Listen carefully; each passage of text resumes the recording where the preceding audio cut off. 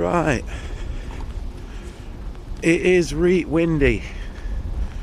And I've managed to, on the way out here, lose the clip for my microphone, so I'm holding on to it. So, day 4, week 30, Urban Agogi. Something like the 14th of November, halfway through the month. 6 weeks away from my attempt to go vegan. But yeah, everything is all fine. If a bit cold, and I'm running amazingly short of time. So please forgive the brevity of this one. So yeah, all sorts of things.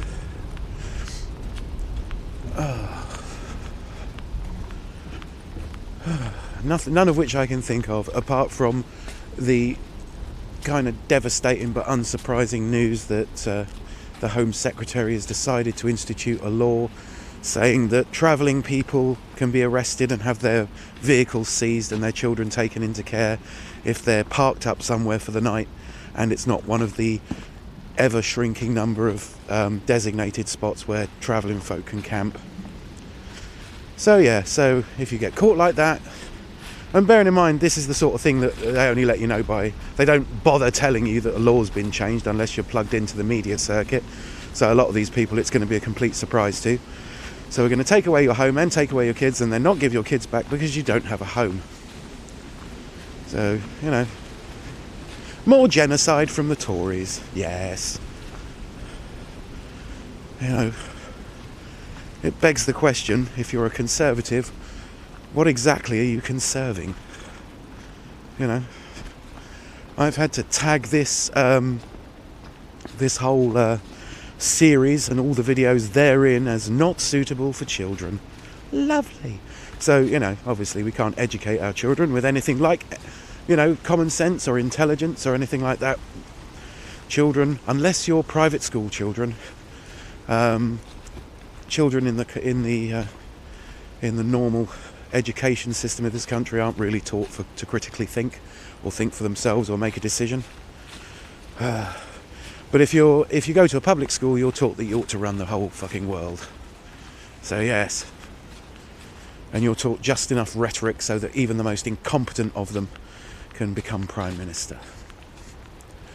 What a hateful world we live in. So yeah, this is why, you know, setting yourself up with a chunk of integrity, as in I am capable of doing things, and I am capable of thinking for myself, and I am capable of making choices. I mean, it's making, you know, literally making going vegan a political choice for me. You know, even if I could close my heart to all the suffering and the, you know, the destruction of the planet, it's sort of like, nah, I need to stop being like these people. How hateful. So yeah, it's not, you know, civilization. It's not voluntary unless you can leave. And you can't leave. You can't just say, screw this, I'm going to go and live a different way. You know, it's they don't want people being happier living in some other situation. You've got to live in this and live by their rules, where at any moment who you are might become illegal. You know, it's not like being a traveller is, you know, a whole barrel of laughs all the time. I mean, look how cold it is out here. If you've ever tried to heat a caravan, you know exactly how pissing cold everything is. But yeah, so more genocide. So that's 130,000 people plus the destruction of a complete way of life that we've been okay with for, you know, the best part of 2,000 years. Because middle class people don't like the idea.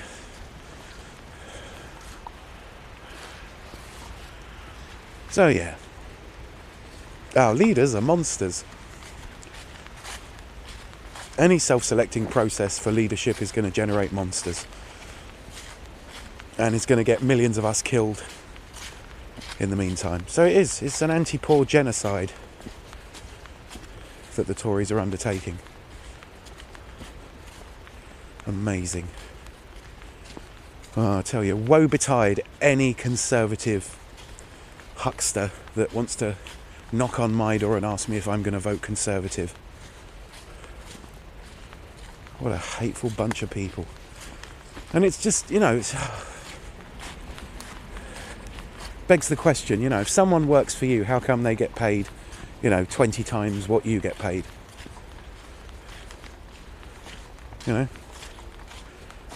Or 5 times what you get paid, or 4 times. How come the person working for you gets paid more than you? Shouldn't it be a deal that, fair enough, we provide them with some sort of hostelry so they've got somewhere relatively nice to live while they're an MP so they can be close to London, and provide them with free transportation because they'll have to travel a lot more. But I think they should get paid the national average wage, and if they want a wage increase, everybody else has to get one first.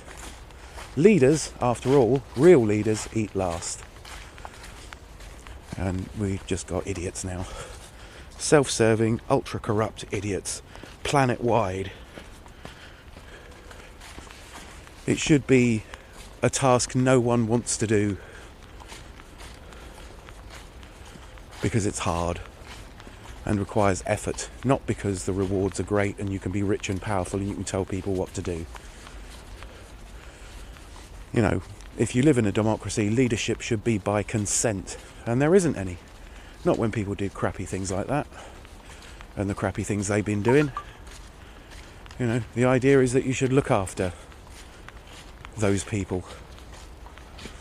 You should be looking after the very weakest and the most desperate people. You should lift them up and prevent them from having to live in poverty and allow them to live with dignity. Allow us to live with dignity. It's a complete farce. Worldwide, nearly.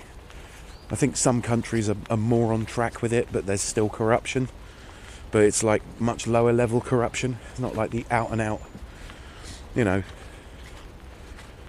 there are people seeking world domination and we colluded with them for money. So we could have more power temporarily over all of you. Because we think we've got this weird God-given right. And that's where I've got a problem with religion. Nearly all organised religion goes, obey your leaders. Every ritual will reinforce the fact that your leaders must be obeyed. Even though your leaders have no basis for being in charge. They are not qualified to be in charge. They are not intelligent enough to be in charge. And they are not compassionate enough to be in charge.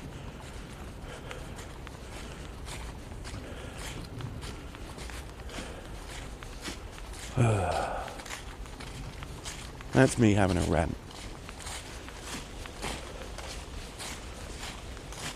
I think the idea of government is farcical. To be governed. To what end? A social fund where everybody pays a little bit into, the goods and services that benefit everybody. Yeah, sure. I'm in favour of taxation to make things better. We need roads, we need hospitals, we need schools. We need a certain amount of social services, we need care for the elderly, and we need care for the young. But we don't need all this extra crap. Year on year, new rules, new laws, new impediments to doing, stuff. It all could be sorted out with a level of socialised education and an idea that, look, you're free to do what you want up until it impinges on somebody else's freedoms. That's it. But yeah, so it just keeps getting worse and worse. However, the light at the end of the tunnel is that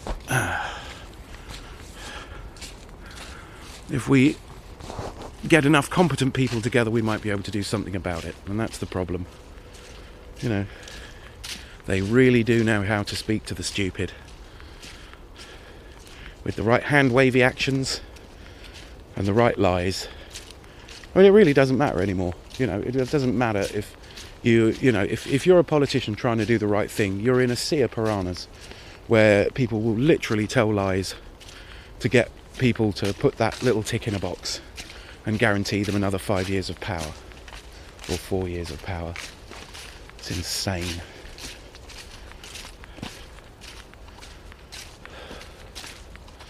I mean, it basically makes the idea of the universe of Starship Troopers look, you know, socialist. At least everything there seems to be a bit more upfront, even though it's, you know, a highly fascist organisation of people. But at least you know where you stand. At least, you know, where you stand is taught to you at school. Ugh.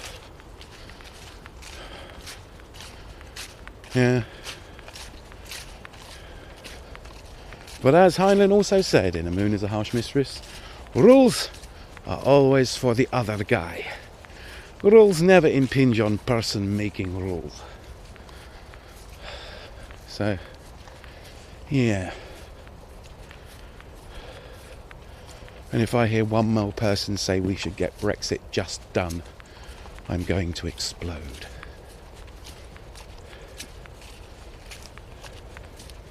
Because there is no benefit for you unless you're super wealthy.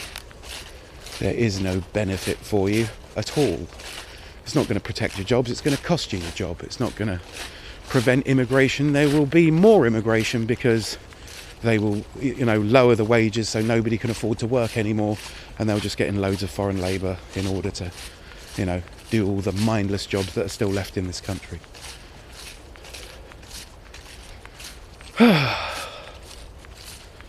On the bright side, it isn't raining.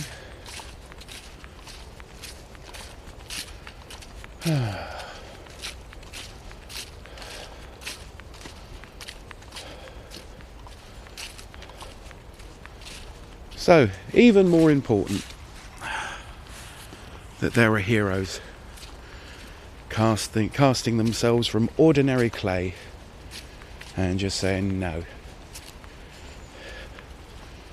I should imagine anybody I bump into today is a better human being than Boris Johnson, no matter. Even if they were kicking a puppy to death, they would still be a better human being than our Prime Minister and the whole terrible cabal of people. So I'm just going to end with this quote from the very end of Animal Farm by George Orwell, or Eric Blair, depending on whether you prefer to use his nom de plume.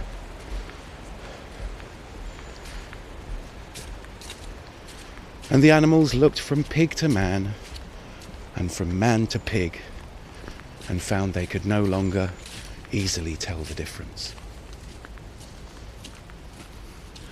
Thanks for watching, everybody, and do take care, and I'll probably be in a much better mood tomorrow. Let's just see what new British genocide stories we can read of tomorrow on Storytime.